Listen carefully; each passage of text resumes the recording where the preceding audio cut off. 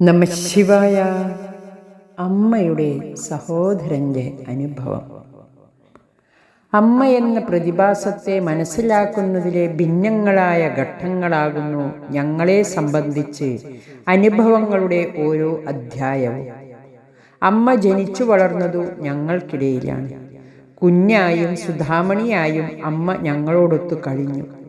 അമ്മയായും മഹാഗുരുവായും ആ മഹാജീവിതത്തിലെ നിമിഷങ്ങൾ ലോകത്തോടൊപ്പം ഞങ്ങളോടൊത്തും പങ്കുവെച്ചു.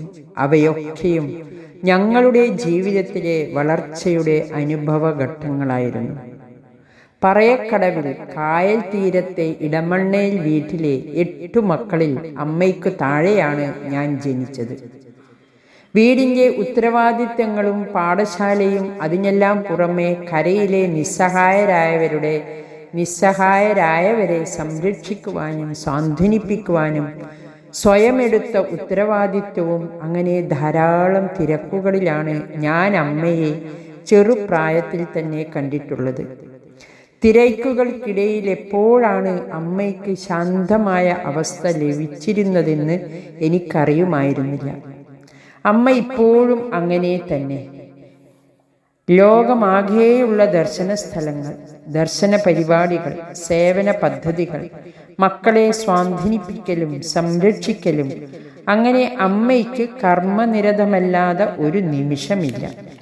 എന്നാൽ ഈ തിരക്കുകളിലെല്ലാം അമ്മ ശാന്തമായ അവസ്ഥയിലാണെന്ന് ഇന്ന് എനിക്ക് മനസ്സിലാകുന്നുണ്ട്.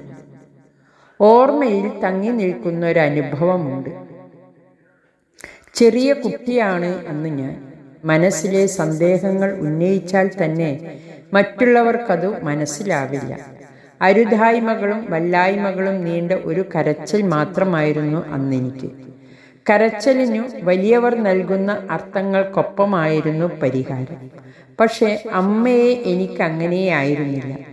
അമ്മയ്ക്ക് എൻ്റെ മനസ്സറിയാമായിരുന്നു. അതുകൊണ്ട് തന്നെ അമ്മയോടുള്ള സ്നേഹവും അടുപ്പവും വർദ്ധിക്കും. പറയാതെ തന്നെ ശാരീരികവും മാനസികവുമായ വല്ലായ്മകൾ അമ്മയ്ക്ക് മനസ്സിലാകും. അതിനൊത്ത് പ്രവർത്തിക്കുകയും ചെയ്യും. എൻ്റെ ചെറുപ്പകാലത്തെക്കുറിച്ചുള്ള ഓർമ്മകൾ പലപ്പോഴും അസുഖങ്ങളെക്കുറിച്ചുള്ള ഓർമ്മകളാണ്. നന്നേ ചെറുപ്പത്തിൽ തന്നെ ശ്വാസം മുട്ടലിൻ്റെ ദീനമായിരുന്നു. മഴക്കാലമായാൽ അത് പതിവിനപ്പുറം വർദ്ധിക്കും. അസുഖങ്ങളോ മറ്റ് അസ്വസ്ഥതകളോ ഉണ്ടായാൽ സ്ഥിരം വിരുന്നുകാരനെ പോലെ ശ്വാസം മുട്ടലും വന്നെത്തും. പിന്നെ കുഴച്ചിലാകും. അങ്ങനെ ഒരു മഴക്കാലത്താണ് അത് സംഭവിച്ചത്. മഴക്കാലത്ത് അധികമായ ശ്വാസം വലിച്ചിൽ കാരണം എന്നെ വീട്ടിൽ പുതപ്പിച്ചു കിടത്തിയിട്ടാണ് വലിയവർ ഓരോരുത്തരായി അവരവരുടെ ജോലികൾക്കായി പോയത്.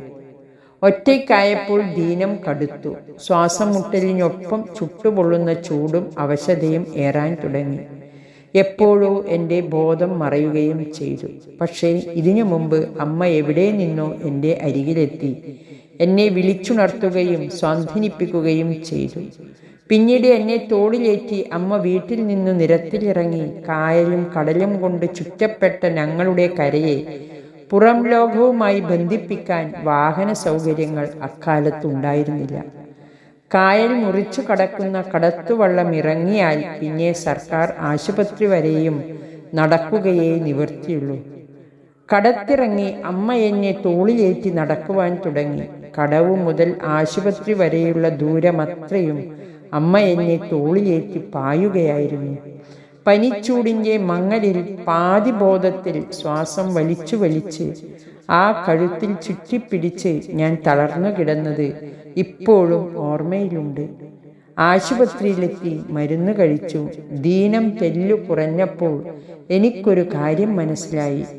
എൻ്റെ ദീനം മാറുവാനായി അമ്മ എന്നേക്കാൾ ആഗ്രഹിക്കുന്നു. അതിനുവേണ്ടി കഷ്ടപ്പെടുന്നു. അതിനിടയിൽ അമ്മയ്ക്ക് തളർച്ചയോ ക്ഷീണമോ ഇല്ല. ഒരേ ഒരു ചിന്തയേ ഉള്ളൂ: എന്നെ അസുഖത്തിൻ്റെ പിടിയിൽ നിന്നും അവശതയിൽ നിന്നും മോചിപ്പിക്കുക. ഓർമ്മയിലുള്ള ഈ അനുഭവം പിന്നീട് 1000 പ്രാവശ്യം എനിക്കറിവായി വെളിവായിട്ടുണ്ട്.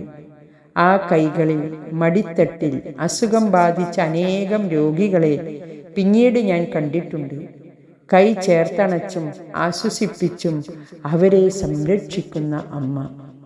ആ മടിത്തട്ടിൽ ദീനത്തിൻ്റെ അവശതയിൽ എന്നെപ്പോലെ പാതിമയക്കത്തിൽ മിഴിയടച്ചു കിടക്കുന്നവർ, ശരീരം തളർന്ന് ആ കരസ്പർശം മാത്രം പ്രതീക്ഷിച്ചു മിഴി അനക്കാൻ പോലും കഴിയാതെ കിടക്കുന്നവർ, രോഗത്തിനു മുന്നിൽ തന്നെ സ്വയം കൈയൊഴിഞ്ഞവർ, അവർക്കു വേണ്ടി അവരെക്കാൾ രോഗമുക്തിക്കായി ആ ഹൃദയം ആഗ്രഹിക്കുന്നത് എനിക്കറിയാം.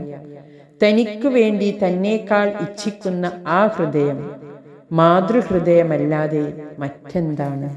ഹരി ഓം നമഃ ശിവായ.